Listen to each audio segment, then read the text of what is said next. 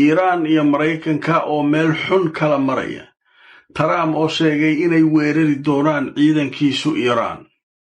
Maxaa la isku haystaa? Waa su'aal weyn. Waxaa la isku haystaa Trump wuxuu leeyahay diyaaraddiina la ka soo riday ee Apache waxay askartaydu iyo xaqiijiyeen ciidanka iyo xaqiijiyeen inay Iiraan naga soo riday. Sidaa daraaddeed waa ka aargoosanaynaa Iiraan iyaduna waa garaacaynaa. sheekadu marka siday u dhacday waa saas. haddaba markaan idin tuso wararkii ugu dambeeyay arrinkaa laga qoray. war goordhow soo dhacay waxaa la sheegay in madaxweynaha Maraykanka uu war soo saaray cusub. waxa uu yidhi Maraykanku waa inuu ka jawaabaa weerarkan.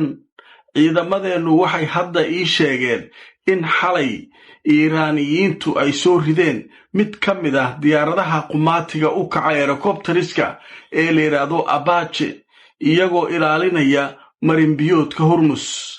labadii duuliye ee saarnaa diyaaradda qumaatiga u kacaysay ee Apache oo Iiraan ay soo riday labadooduba waa bad qabaan ayuu yidhi Trump. waxba ma gaarin. laakiin Trump wuxuu ku sheegay warkiisan cusub waxaan ka jawaabi doonnaa soo riditaanka diyaaradeenna la soo riday Maraykanka diyaaraddiisii Apache taasoo ku dul dhacday sida uu yidhi marinbiyoodka Hormuz. jawaab ku filan ayaynu siin doonnaa Iiraan sida ugu dhaqsaha badan. Trump marka muxuu leeyahay diyaaradeenna ciidankeennu waxay ii sheegeen inay Iiraan naga soo ridin. saas darteed amaraan bixiyey nimankii waa ka aarsanaynaa ayaguna waa xanuujinaynaa. labadii duuliye diyaaradda la socotay laakiin way badbaadeen. waxaas waa ka hadal. waataan barnaamijkan kii ka horreeya uga hadlaynay inaysan dhinacyadu weli faahfaahin ka bixin. laakiin Trumpaa soo hormaray oo arrinkaa ka hadlay. laakiin waxyaabaha la yaab kale waxaa ka mid ah Trump wuxuu yidhi ciidankaygaa ii sheegay inay Iiraan naga soo riday helicopterka. ciidankiyaa war soo saaraad. ciidamadu ma laba kala ah ma saddex ciidana ma naqaano. haddaba markaan idin tuso ciidamada Maraykanka war iyaguna goor dhow ay soo saareen.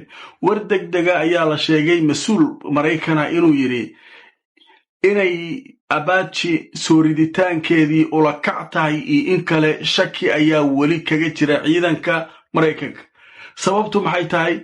wargeyska la yidhaahdo Axios ee Maraykanka laga leeyahay oo soo xiganaya mas-uul Maraykana wuxuu sheegay in baaritaanadii ugu dambeeyey ee ciidamada Maraykanku ay muujinayaan diyaarad daroona oo Iiraan leedahay iyo diyaaradda helicopteriska ah inay isku dhaceen taasoo sababtay in diyaaradda Maraykanku ay burburto daroontina ay halkaa ku burburto.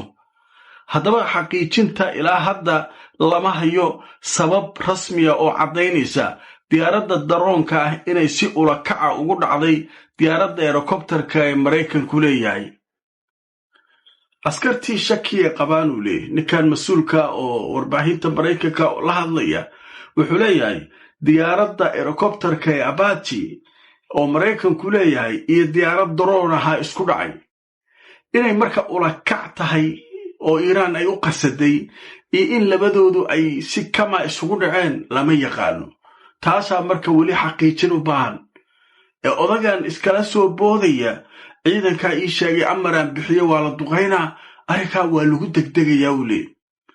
ciidankii marka wuxuu leeyahay ninkan mas-uulka ciidamadiyaan weli xaqiijin karin inay mutacamid tahay macnaha ulakac inay tahay sheekadan oo Iiraan ay ulakac u samaysay in kale. Iiraan marka weli kama hadlin. Iiraan laakiin waxaa jira sheeko ku saabsan ninka Trump la yidhaha markuu afka kala qaado in loo jawaabo. sharciyaa ka yaalay maalmaan. dhowr ninoo u jawaabtaa jirta. waxaa ugu horreeya nin la yidhaha Qaalibaaf. qaalibaafku waa guddoomiyaha baarlamaanka Maxamed Cali Qaalibaaf waa la yidhahdaa. ninkaas waa ninkaa ka dambeeya nin caadi ma. marka gabgablihii waa weeraraynaa diyaaradaha ka soo riday uu yidhi ninkii isaguna soo jawaabay. haddaba markaan idin tuso wararkii ugu dambeeyey laga qoray Qaalibaaf guddoomiyaha baarlamanka ama ninka madaxda u ah baarlamanka Iiraan ayaa warkan sheegay. wuxuu yidhi annagu waxaanu sideennaba doonaynaa luqadda diblomaasiyadda laakiin ogaada waxaynu ku hadalnaa luqado kale oo aanu si fiican ugu hadli naqaano yiri erayada uu isticmaalaa ninkan caadi baa jawaabihiisu caadi baa wuxuu yidhi annagu luqadda diblomaasiyadda waa fiicantahay waa ka helnaa macnaha keligeed inaan ku hadalna ma haye laakiin kula luqado kalaan ku hadalnaa oo si fiican uga daran midan soo socaa layidhi marka ninkii taraam gebgeble soo soco waa kaas luqad kasta waa kuu naqaanaa haddaa bahashu dagaal u beddeshana dagaalay u beddelmaysaa haddii aad bahasha u beddesho si kalena si kale u beddelmaysaa marka luqad kasta waa kula naqaanaa waayo luqadda diblomaasiyadda laakiin aan jecelnahay oo noo fiican laakiin luqado kale oo ka wanaagsana si wanaagsan uga hadli karnana waa naqaanaa ereyga la isticmaalayaaba la yaable marka sheekadaasu iyadoo halka ay mareen marka Trump iyo kooxdiisu hadday weerar qaadaan iyo haddii kale waa arki doonaa laakiin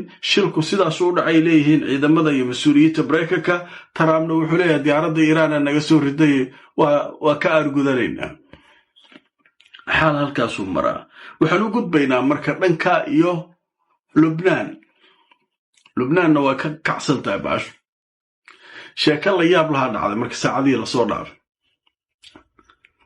waxaa la yidhi nin hubaysan ayaa dhanka xuduudka lubnaan ka soo tallaabay israa'iil u soo galay askar meel taagneedu rasaas ooda kaga qaaday wuu sii gudbay kuwo kalea ka hor yimid nagtu ka saaray waxaa loo diray guuto dhan oo kumaandoosa oo tamshiid samaynaysa lugaynaysa oo cirkana diyaarado ay ka saacidayaan markii hore waxay yidhahdeen ciidan lugta ah ayaa ka soo gudbay xuduudka oo na soo weeraray oo lugaynaya sidii gab hal ninaa la arkay halkii nin waa la toogta waa la dila qof kalaa la waayey 3 saacadood hal ninaa lala dagaalamayay nimanku fulaynimo waa dhameeyeen nimankan fulaynimo waa dhameeyeen halkaas nin xataa wuxuu yaalla ma yaqaan ma xisbullaahiya ma nin iska xanaaqayo lubnaaniya qori soo qaataa wax yaqaana lama arko haddaba markaan idintu soo wararkii ugu dambeeyey sheekadaa laga qoray waxaa la leeyahay ciidamada Israa'iil ayaa waxay sameeyeen howlgal ay ku lugaynayeen oo weliba lug ballaaran ay ku sameynayeen kadib markii la sheegay qof inuu ku soo dhuuntay dhanka lubnaan uu ka soo galay oo Israa'iil uu ku soo dhex dhuuntay haddaba wararkii ugu dambeeyey waxaa la sheegayaa in howlgalkaasi uu soo dhammaaday qofkana uu ahaa qof keliya hal qof keliya ayaa 3 saacaad halkan ka raadi inta ka raadi helicopter u kacay wuxuu asaguna wuxuu rafaadinayo soo rafaadiyey marka waxaa leeyahay hal nin oo hubaysan oo ka soo gudbay xuduudka waxaan sameeyey hadday guuto dhan oo xisbullah ay soo gudubto maxaa dhacay ilaa talaabiib waa iska soconayaan marka sheekadaasu halkaas iyaduna maraysaa xaalkaasu marka wararkaas soo kordhay dhanka xisbullah iyaguna waxay sheegeen inay weeraro oo Israa'iil ay soo qaaday cirka ah iyo iyaguna ay ku jawaabeen weeraro kale marka halka marka weeraro iyo weerar celis oo duqaymaha ayaa dhacay ma dhicin laakiin wax ciidan luga oo sidoo kale iska hor yimid saacadihii lasoo dhaafay aagaas waxba kama dhicin qaybta dambe ee barnaamijka waxaanu ku soo qaadanaynaa aayatullaahigii dhintay Iiraan aayatullaahi cali khamenei 3 bilood ayaa laga joogaa markii la dilay weerarkii lagu qaaday Iiraan 3 bilood ku dhowaad 3 bilood iyo maalmo ayaa laga joogaa looma samayn marka aasweyn oo qaran sababtoo ah Iiraan dagaal ku jirta hadda marka xogaha warbaahinta qaarkeed waxay leeyihiin waxaa la ogaaday dawladdu inay aaskii qaran samaynayso hadda inkastoo xaalku weli xun yahay kacsan yahay madax fara badan aysan soo muuqan karin oo weli isgaadgaadkii jiro heshiis weyn aanu jirin haddana hala qabtaa go'aan lagu gaaraa layidhi haddaba markaan idintuso wararka ugu dambeeya arrinkaasi warbaahintu ay ka qortay waxaa la sheegay goorma iyo xaggee lagu qabanayaa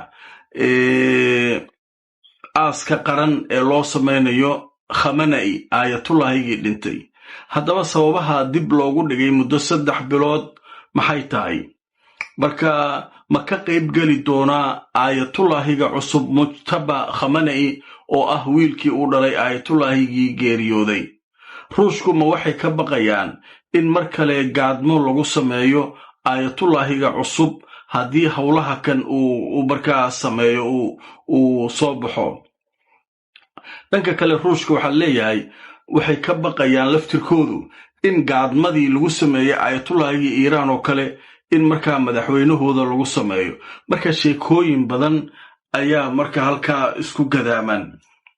marka waxaa leeyahay marka warbixinta waxaa la filayaa in aaska qaran la sameeyo aayatullaahiga dhintay bishan islaamka aanu ku jirno dulxija la yidhaahdo dhammaadkeeda ama bilowga bisha muxaram ee soo socota. weliba waqtiyada waxaa la rajaynayaa in lagu aadiyo shiicadu ay aadka u dabaaldegaan oo markaa waqtigii xuseyna la dilay iyo ay sameeyaan waqtiyadaasoo kale in la sameeyo. dadku waxay isu diyaarinayaan inay dhar madmadow qaataan oo markaa ay muujiyaan murugo aayatullaahiga. laakiin waxaa shaki weyn ku jira mujtaba ma ka qayb geli doonaa aaska qaran ee aabihiis loo samaynayo. marka warbaahintu waxay leeyihiin suuragal maaha, heshiis lama gaarin, marka ninkaa aadaa hadda loo ilaalinayaa. xaalku waa halkaas. waxyaabaha la yaab kale marka waxaa ka mid a warbixinta ku jirta maalmihii lasoo dhaafay aadaa loo ilaalinayaa ninka la yidhaha butina wuxuu ka baqayaa weeraradii gaadmada ahaa ee lagu dilay aayatullaahigii iiraan oo kale in waddankiisa inta lagu soo qaado lagu sameeyo. qaybtan wararkii ugu waaweynaa ee soo dhacay waxaa ka mid ah arrinta waxaa kacsan diyaaradda maraykanka laga soo riday. haddaba telefishinka CNN ayaa goordhow wuxuu qoray warbixin uu leeyahay waxaa la caddeeyey in diyaaradda daroonka ee ku dhacday diyaaradda helikobtarka ee maraykanka inay tahay diyaaradda la yidhaahdo shaahid, nooca la yidhahdo shaahid oo iiraan ay leedahay, iyo inay isku dhaceen diyaaradda helikobtariska abaji. marka waxaa leeyahay sidaas ayay ku burburtay diyaaraddii helikobtarka ahayd. waxaana la sheegay weliba in duuliyaasha ay soo badbaadiyeen doomo maaragtay maraykanku ay leeyihiin oo meelo fog laga hago. doomo drones oo kale ah oo maraykanku leeyihiin ayay soo qabsadeen oo loo diray, kuwaas ayay ku soo badbaadeen ayaa la leeyahay.